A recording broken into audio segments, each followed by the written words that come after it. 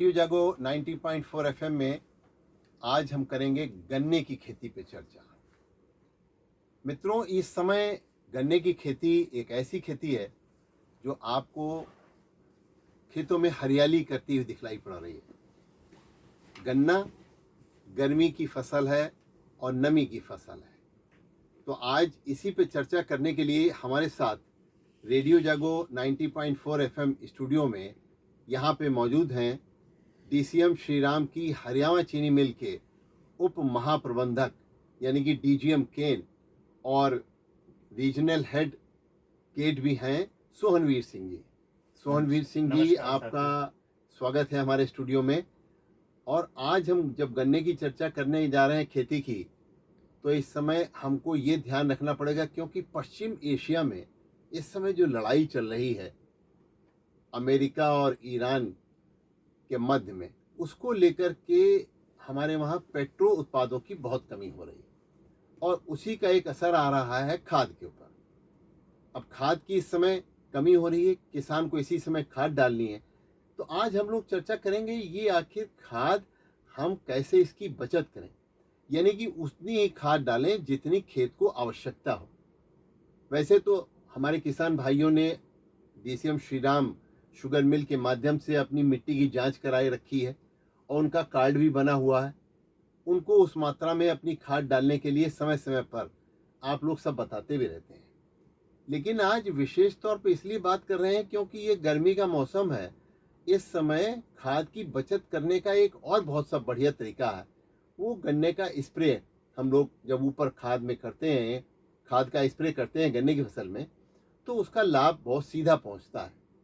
तो आज इसी पर चर्चा करने के लिए किसान भाइयों, हम आपकी जागरूकता में ये लाना चाहते हैं कि गन्ने की खेती में पिछली बार ये जो टॉप बोरर है, इसने बड़ा कहर ढाया है हमारे किसान भाइयों को और उनकी आमदनी पे बहुत एक उन्होंने सीधा प्रहार किया। तो अब की बार हम गन्ने की फसल में टॉप बोरर नियंत्रण के लिए अभी से रणनीति बनाएं। तो ये बताइए सोहनवीर जी कि ये टॉप बोरर का नियंत्रण कितना महत्वपूर्ण है इस समय, और साथ ही साथ ये कीट जो है गन्ने की पैदावार को कैसे प्रभावित करता है। नमस्कार गौर साहब, किसान भाइयों नमस्कार। गन्ने की फसल में टॉप बोरर एक अत्यंत हानिकारक कीट है और यदि इसको समय पे नहीं नियंत्रण किया गया तो ये गन्ने में 15% से लेके 50% उपज में आप कमी ला सकता है। इसके मुख्यतः लक्षण, इसकी साल में 5 पीढ़ी होती हैं और तीसरी पीढ़ी और 5वीं पीढ़ी मुख्यतः बहुत गन्ने में नुकसान करती है। तीसरी पीढ़ी इस माह के लास्ट में या जुलाई माह के प्रथम सप्ताह में आपको देखने को मिलेगी। उसके बचाव के लिए इसका पहले इसका लाइफ साइकिल समझ लें। 5 पीढ़ी में इसके 50 से 60 दिन का इसका जीवन चक्र होता है, जिसमें सुंडी 30 से 35 दिन तक जिंदा रहती है और सुंडी ही इसको सबसे ज्यादा इस फसल को नुकसान करती है। इसके मुख्यतया लक्षण देखने को 3 प्रकार के मिलेंगे। एक तो पत्ती जब उसको खोलेंगे तो छेदनुमा छेद दिखाई देंगे, कनफर्रा टाइप का छेद दिखाई देगा आपको। दूसरा लक्षण इसका डेड हट का बनना। ये सुंडी गन्ने की पत्तियों के माध्यम से तने में छेद बनाती है और छेद में सुरंग बनाती है पौधे के तने में, और लाल रंग का उस पर दिखाई देगी आपको सुरंग, और उस सुरंग के माध्यम से जाके गन्ने के शिखर भाग को वो नुकसान पहुंचाता है। गन्ने की पीली पत्ती पड़ जाती है और वो सूख जाती है। उसको हम डेड हट बोलते हैं, मृत सार बनाती है। और तीसरा लक्षण इसका बंची टॉप होगा। जब उसकी ग्रोथ रुक जाएगी तो साइड से उसके शाखाएं निकलनी शुरू हो जाएंगी और गन्ने का उसके निकलने से गन्ने का पोषक तत्वों का और पानी का प्रवाह बाधित हो जाएगा। उस बाधित निकलने से गन्ना कमजोर हो जाएगा, गन्ने की पैदावार में कमी आ जाएगी आपकी। तो सोहनवीर जी, ये तो आपने बढ़िया बात बताई, लेकिन अब रोकथाम की अगर बात करी जाए तो इसमें सिप्टॉल और कोराजिन का छिड़काव किस प्रकार से किया जाएगा और वो कब करें हम, और ये दवा किस तरीके से किसानों को आप उपलब्ध करा रहे हैं। दवाई इसके लिए सिप्ट्रोल सबसे कारगर दवा है। इसका मुख्य तत्व CTPR क्लोर एंट्रालिन प्रिल एक मुख्य घटक है, जो कि गन्ने को ये किसान भाइयों, ये मैं बता दूं कि जहर से नहीं मारता, ये कीड़े को भूख से मारती है ये दवा। जब ये दवाई खेत में छिड़की जाती है तो कीड़ा उसके संपर्क में आती है, उसकी अडल्ट उसके संपर्क में आती है, सुंडी संपर्क में आती है, तो वो उसके शरीर में जाके उसको भूख लगना, उसका ब्रेन का रिसेप्टर खत्म हो जाता है, बंद कर देता है, और उसको भूख लगनी बंद हो जाएगी कीड़े को, और 3 से 4 दिन के अंदर ये उसकी सुंडी मर जाती है। और इसको सिप्ट्रोल के लिए 150 ml प्रति एकड़ दवा किसान भाई अपने खेतों में 400 लीटर पानी के अंदर मिला के इसको प्रयोग करें। यदि आप टंकी से इसका, पीठ वाली टंकी से आप इसका स्प्रे करते हैं तो 27 टंकी बना लें और 27 गिलास एक बाल्टी में पानी ले लें। उस बाल्टी के पानी में 150 ml दवा मिला लें, फिर एक टंकी में 1 गिलास पानी मिलाते रहें, और फिर इसको मोटी धार खेत में जड़ में इसको डालना है। आपको पत्ती पे इसका छिड़काव नहीं करना, कुछ किसान भाई ऐसी गलती कर देते हैं, और जड़ के ही माध्यम से पौधे के अंदर ये जाएगी दवा, और 24 घंटे बाद अपनी सिंचाई किसान भाई कर रहे हैं इसकी। तो जैसा सोहनवीर जी ने बताया, ये टॉप बोरर गन्ने में एक अंदर तक सुरंग बनाता है। ये सुरंग बना करके किसान की जेब पे एक बहुत बड़ी प्रहार करता है जी। ऐसे ही जैसे अभी आप लड़ाई देख रहे हैं पश्चिम एशिया में हो रही है, तो वहाँ पे अमेरिका की ने बड़ी बड़ी सुरंगें बनाई, लेकिन ईरान ने अपनी जो बड़ी से बड़ी सुरंग बनाई अंदर तक पहुँचने के लिए, तो उस लड़ाई में उसने जीत हासिल की। तो ऐसे ही हम किसान भाइयों को आपने अभी बताया किस तरीके से अंदर तक जा करके हम उस सुरंग के माध्यम से और पूरी तरीके से टॉप रोलर को नष्ट कर सकते हैं। और फिर आपने ये भी बताया कि ये सिप्ट्रोल और जो कोराजिन का छिड़काव है ये उसको अट्रैक्ट करता है पहले, और उसके बाद में फिर इसको मारता है। लेकिन इस बार मौसम ने एक और करवट लेने की बात कही है।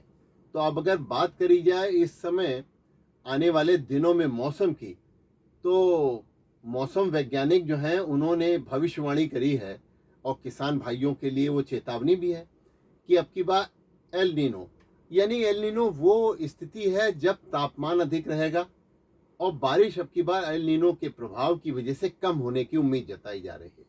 तो ऐसे में जब बारिश कम होगी तो क्या रणनीति अपनाए हमारे किसान भाई कि इस एल नीनो की जो प्रभाव पड़ेगा खेती के ऊपर, यानी कि तापमान ज़्यादा होगा, नमी कम होगी, तो ऐसे में किस तरीके से क्या रणनीति अपनाई जाए कि गन्ने की फसल को हम अपने सही रखें।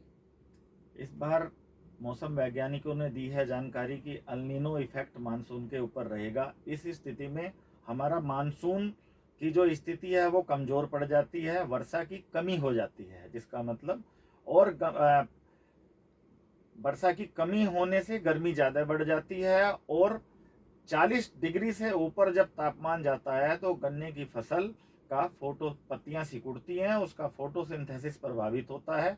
प्रभावित होने से उसमें उपज में कमी आती है। इसके लिए पर्याप्त आप 8 से 10 दिन तक के अंतराल पे गन्ने की फसल में पानी लगाते रहें। लेकिन ये सिंचाई का जो आपने अंतराल बताया, इसके अलावा सिंचाई जिस तरीके से अब गन्ने की नई विधि हम बोते समय ध्यान रख रहे हैं कि नाली से नाली में गन्ने की बुआई करते हैं, तो हम सिंचाई में क्या ध्यान रखें कि कम पानी में और ज़्यादा, यानी कि भरने की ज़रूरत नहीं है खेत में, सिर्फ नमी बरकरार रखने से ही गन्ने की बढ़वार होती है। क्या ऐसा भी है? गन्ने की फसल को हमें समझना होगा। गन्ना एक वाटर लविंग क्रॉप है, जिसके उत्पादन के लिए लगभग हमें 2000 mm पानी की जरूरत होती है। 1200 mm पानी ये वर्षा के साधनों से पूरा किया जाता है, 800 mm पानी हम सिंचाई के साधनों से इसको पूरा करते हैं। अब ऐसी स्थिति में गन्ने को जो हम खेत भर के सिंचाई करते हैं वो कदापि ना करें। आप ट्रेंच से बुआई करें गन्ने की, और नालियों में ही पानी दें, और यदि नालियां नहीं हैं तो सिंचाई के लिए खेत में हल्का पानी चलाएं और बार बार चलाएं। उसको नमी बनाए रखें खेत के अंदर, उसको ना तो अत्यधिक भरें खेत को, ना बिल्कुल सूखा रखें खेत को। और ये ड्रिप और मल्चिंग मशीन जो है, वो पद्धति जो है सिंचाई की, ये कितनी कारगर है? ड्रिप सिंचाई 100% पानी के बचाने के लिए कारगर तकनीक है और उत्पादन बढ़ाने के लिए कारगर तकनीक है। और मल्चिंग, पत्तियों को लाइनों में बिछा दें पेड़ी फसल में किसान भाई, दोनों तकनीकें बहुत ही कारगर तकनीक हैं। पानी का बचाव होगा, खरपतवार नहीं होंगे, नमी नीचे जमीन की संरक्षित रहेगी। आपने बहुत सही बताया, क्योंकि हमने इसका व्यवहारिक प्रयोग किया है अपने खेत में।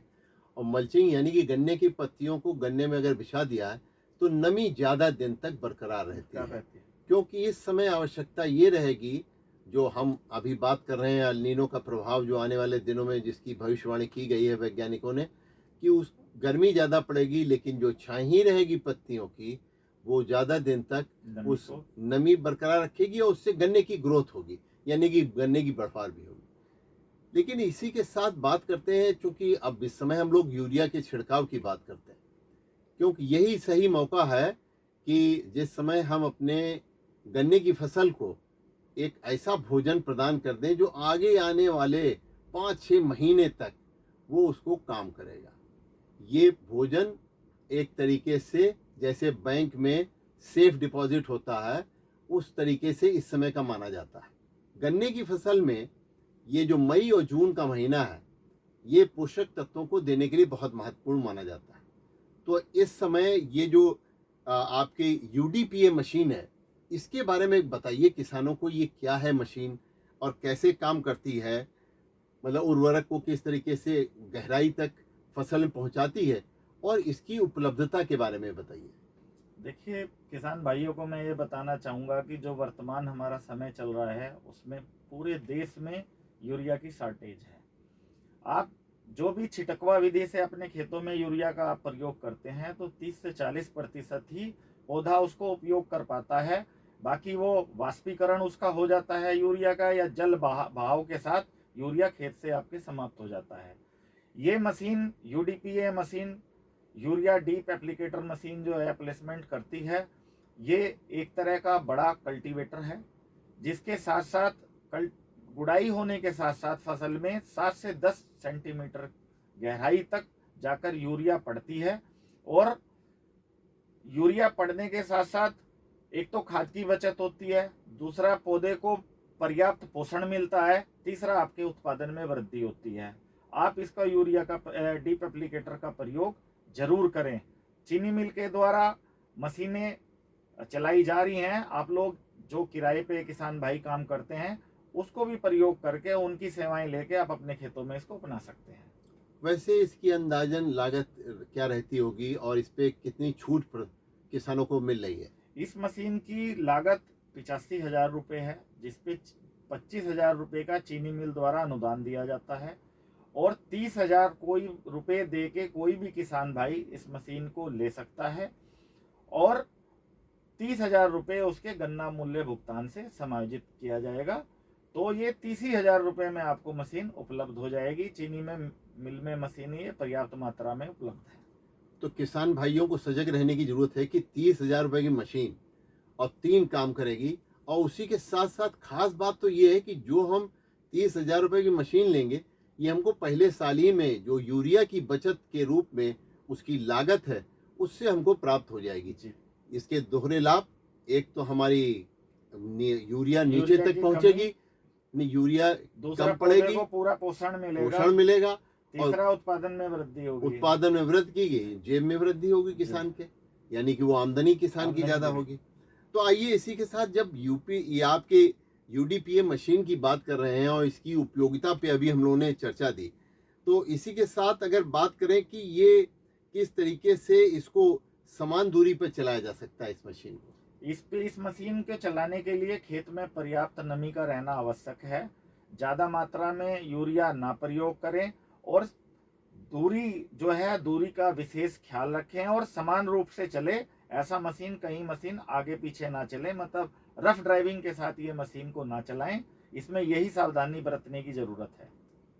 बहुत बढ़िया आपने बताया। इसी के साथ हम लोग इस समय यूरिया की बचत के हर एंगल से बात कर रहे हैं, तो एक और एंगल भी है कि यूरिया का स्प्रे किसान भाई इस समय करते हैं, और वो स्प्रे किस तरीके से किया जाए, क्योंकि उस यूरिया के स्प्रे का सीधा लाभ जो है किसान भाइयों को उनकी फसल की उत्पादकता बढ़ी हुई रूप में मिलता है।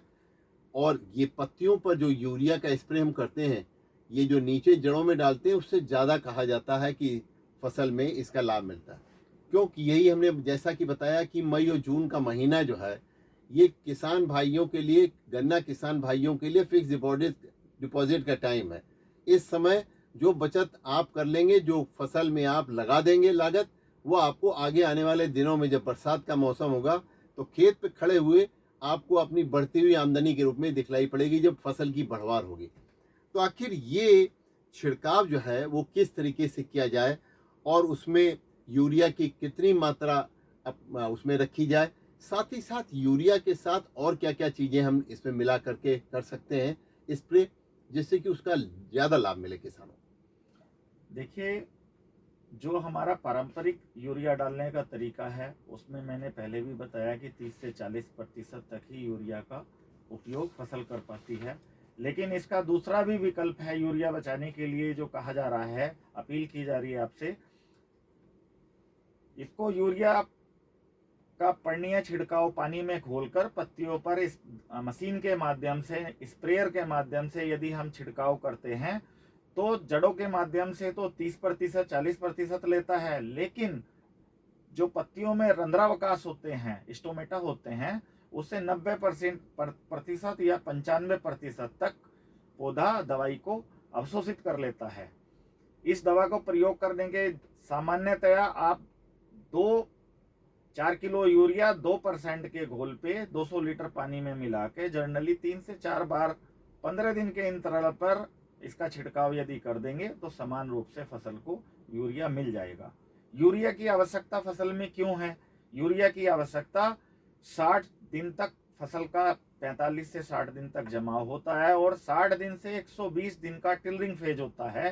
टिलरिंग फेज में जब कल्ले फसल दे रही होती है उसमें यूरिया की सबसे ज़्यादा फसल को ज़रूरत होती है। इसको पूरा यूरिया का छिड़काव के माध्यम से पूरा करें यदि क्योंकि एक बार में 50 किलो एकड़ में 10 किलो बीघा यूरिया की ज़रूरत होती है। इसके माध्यम से आप 4 या 12 किलो यूरिया 3 बार स्प्रे करके 1 एकड़ में आप बाकी सारी यूरिया आप जो बचेगी आपकी 38 किलो यूरिया तक एकड़ में आप बचा सकते हैं। दूसरा, इसके साथ इफको द्वारा जारी NPK 19-19-19 दवाई दी जा रही है, चीनी मिल द्वारा वितरण कराया जा रहा है उसको। तीसरा, 052-34 में 2 किलो यूरिया आपको मिलाना पड़ेगा, उसका भी आप स्प्रे कर सकते हैं। और स्प्रे करते समय आपको 2-3 बातों का ध्यान रखना पड़ेगा कि सवेरे या शाम को करें स्प्रे, धूप में ना करें, नहीं तो जल्दी से उसका जो आप पत्तियों पे छिड़काव करेंगे उस दवा का वाष्पीकरण हो जाएगा, पौधे की पत्ती उसको अवशोषित नहीं कर सकती है। तेज हवाएं चलने पे उसको स्प्रे को ना करें। तेज हवाएं चलते में जब आप स्प्रे करते हैं तो दवाई पत्तियों पे ना पड़ के कहीं और खेत में पड़ जाएगी आपकी दवा। तीसरा प्रयोग यह है, तीसरी बात का और हमें ध्यान रखना चाहिए कि जो रसायन हम मिला रहे हैं, जो भी स्प्रे के दवाई के अंदर रसायन हम मिला रहे हैं, उनकी अनुकूलता आपस में होनी चाहिए, कंपेटिबिलिटी होती है रसायन की, वो होनी चाहिए।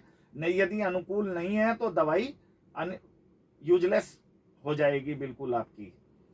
तो इसमें जिंक के साथ साथ जो है वो आयरन और बोरान का भी घोल में प्रयोग किया जा सकता है। हाँ, 250 ग्राम जिंक, मोनो जिंक होता है, चिलेटेड जिंक को प्रयोग करते हैं हम, और 1 kg फेरस सल्फेट का प्रयोग किया जाता है और इसको भी 200 लीटर पानी के अंदर घोल बना के इसका भी छिड़काव हम करते हैं। तो हमको अभी एक वैज्ञानिक बता रहे थे कि अगर शाम के समय में छिड़काव किया जाए यूरिया का तो रात में जो पोषक तत्व हैं वो ज़्यादा फसल में जाते हैं, और क्योंकि उस समय नमी होती है, उनका मानना यह है उसको अवशोषित करने का ज्यादा समय मिलेगा और हाँ। दिन में धूप हो जाएगी तो वो जो नमी होगी सब वाष्पीकृत हो जाएगी पूरी जी। की पूरी नमी खेत से। तो ये सुझाव दिया उन्होंने कि किसान भाइयों को यूरिया का छिड़काव अगर शाम के समय करें तो उसका ज़्यादा लाभ मिलेगा। उनका कहना था कम से कम 25% अधिक लाभ मिलेगा, क्योंकि रात भर जो है एक तो नमी रहेगी पत्तियों पर और साथ ही साथ वो पूरा भोजन जो है वो उसको प्राप्त हो जाएगा हमारे पौधे को, और उससे उसकी बढ़वार अच्छी मिलेगी। तो ये जो आपने बताया अभी स्प्रे की बात आपने बताई, ये इसमें आपने बताया कि किन किसानों को किन किन तरीके की बातों का ध्यान रखना चाहिए। अब अगर हम बात करें, किसान भाइयों को इस समय यूरिया की बचत के ऊपर बहुत ध्यान देना है, क्योंकि जिस तरीके से आने वाले दिनों में संभावित है कि यूरिया की अभी हमको कुछ दिन फिर और दिखलाई पड़ेगी कि इसकी कमी, तो किसानों को अभी से रणनीति बनाने की आवश्यकता है। देखिए, आज आपने टिप्स दिए कि हमारे किसान भाइयों को कि एक तो सबसे पहले जिन्होंने मिट्टी की जांच करा रखी है, तो जो मात्रा है बस वही मात्रा उपलब्ध कराएं वहाँ पे। फिर आपने बताया कि किस तरीके से हम उसमें अभी यूरिया का छिड़काव करके ज़्यादा उसका लाभ प्राप्त कर सकते हैं। तो ये फसल का समय गन्ने की ऐसा है जिसमें कि ध्यान देने की बहुत आवश्यकता है। और आज किसान भाइयों हमारे साथ हमारे डीसीएम श्रीराम हरियाणा चीनी मिल के उप महाप्रबंधक सोहनवीर सिंह जी ने आपको बहुत अच्छे अच्छे टिप्स दिए हैं। बस इनका ध्यान रखिए, जेब में आपकी आमदनी आ रही है ऐसा समझ के मानिए, क्योंकि यूरिया की बचत पर ध्यान देना जरूरी है आपकी बार, क्योंकि यूरिया कम मिलेगी बाजार में, लेकिन हम उसका लाभ कम यूरिया से ज़्यादा लाभ कैसे प्राप्त करेंगे, ये आज हम लोगों ने यहाँ जानकारी प्राप्त की। तो मैं अभय शंकर गौड़, आप सोहनवीर सिंह जी, आपको बहुत बहुत धन्यवाद देंगे कि आपने हमारे किसान भाइयों को बहुत ही रोचक तरीके से और बहुत ही लाभप्रद जानकारी उपलब्ध कराई। धन्यवाद।